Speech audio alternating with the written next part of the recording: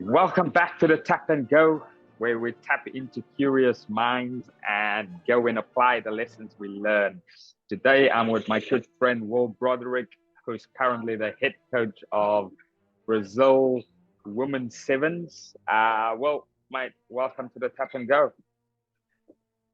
Yeah, thanks for having me. It's a pleasure to be here.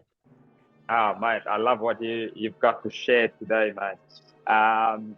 Look, we're gonna jump straight into it. Like I said, it's always about how can we uncover information that we can help inspire other coaches and especially our players. So, my first question I've got for you: we've been in a pretty tough situation the last few weeks. But mate, the question always ultimately remains: how do you, as a coach, deal with all those pressures, with that fear of failure? Um, how do you deal with the imposter syndrome? You know, when it tries to take us over. Um, so, what type of strategies have you got to deal with that high pressured environment, all that fear of failure? And then when that imposter syndrome ultimately gets to us, what type of strategies have you got in your locker? Yeah. First of all, probably is have some good friends and mentors and people you can lean on. You know that we've been through that together. That was a good start as always. But nah, mate, that's it's such a good question. I think probably one of the real good things is probably accepting that it's never going away. I think that the fear of failure it is always going to be there, and people who hold themselves to pretty high standards, they I think they're always going to feel a bit of that imposter syndrome. You know, you're never gonna feel like you 100% deserve it because we're always pushing ourselves and we always want to be better. So I think one of the things I got, which was really cool, and this was come from reading a book called The Confidence Gap by Russ Harris. He says he talks a lot about the feelings of confidence, they come after. It's the actions of confidence that come first. So one of the things that I've been using recently, and especially in Madrid in the high pressure tournament, was just was the actions of confidence need to come first. So even sometimes when you're pretending and you're pretending to yourself and you're pretending to your body, I think it's the actions that have got to come first, because those feelings of confidence, they're not 100% controllable, and those self doubts are always going to be there a bit. I love that, and I love how you sort of reference back to go finding that information as a coach. But Yeah, yeah, like you said, those actions, if you can sort of play that, you know, it will definitely sort of infiltrate your mind because ultimately we can tell the brain what we wanted to do, you know. So I yeah, love that approach to it as well. Uh, you said a great thing there about accepting it, you know, accepting the imposter syndrome will be there, accepting that yeah, you will yeah. have to accepting that you will have to fail, um, or you will fail at some stage in your coaching career, and how you sort of work through that process. Now, I absolutely love that insight. What's the biggest lessons you've learned in your young coaching career so far? It probably like follows on that line.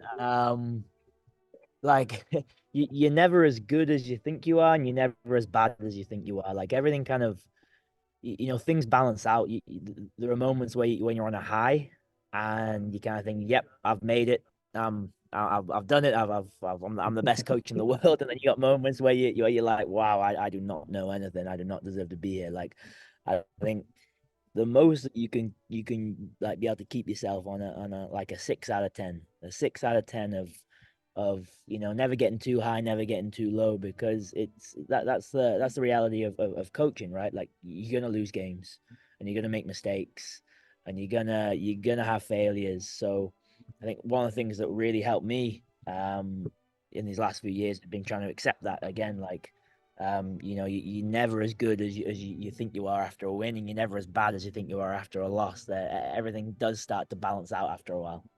Yeah, I absolutely love that point because, you know, as a young coach, I've been there myself, and I'm still there many times when things go well, we sometimes we sometimes live in that bubble, you know, and Yeah, before you know it, your boots are too big for your too big for your shoes, there you go.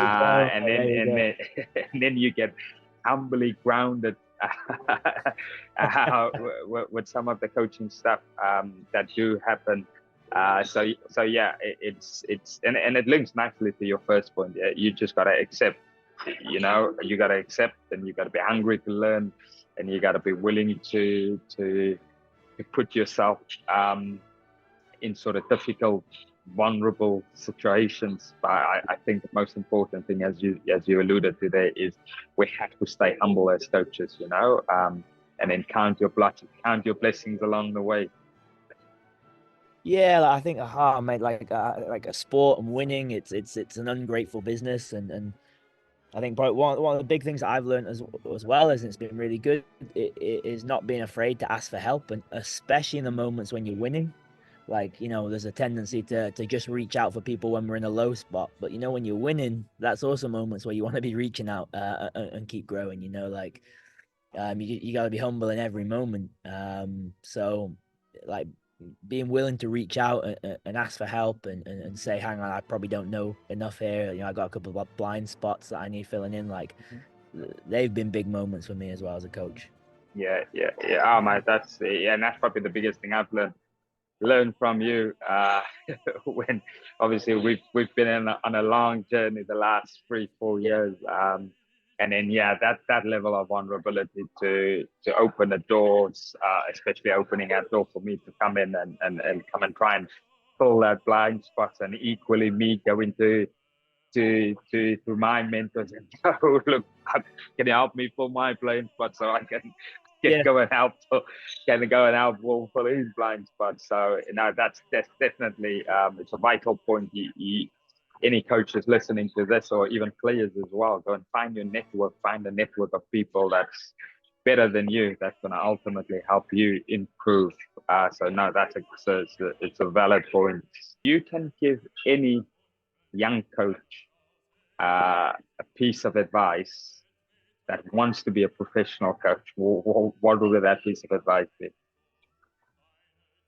Oh, I think it's probably is looking for the chances to develop and grow your own coaching ability, whatever the level is. Like for example, you know, if you're currently working with an under 12s team twice a week, like there's nothing stopping you from doing the best possible job you could do there. You know, like it's not a case of waiting till you get a professional coaching job to teach it to treat it like a profession. Like you don't have to be getting paid as a coach to see yourself as a professional coach. I think that's probably one of the biggest things is, like, you know, any opportunity you get to make a team or somebody better is really investing in it 100%.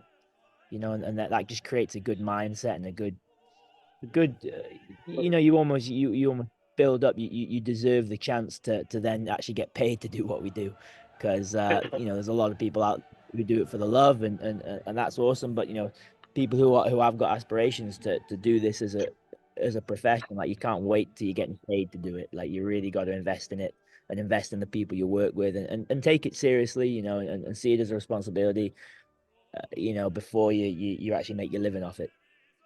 I very, very well articulated that. I think that's valuable info, valuable piece of advice for any coach really. Yeah, I always say be the best in a world where your feet are, you know, and you hit the nail on the head. It starts with the people we coach, not the game, the people we coach that plays the game. Yeah. Well, absolutely love your work, mate. We've got one more little big hurdle to overcome. Uh, Yeah, man. with the Paris Olympics ahead of us. And then, yeah, like we always say, we make sure we enjoy the last one together. Mate, thank you for that valuable, insightful Oh, information. And I think there's loads of gold in there for coaches to leap up. Thanks, mate. that's awesome, mate. Thank you very much for having me.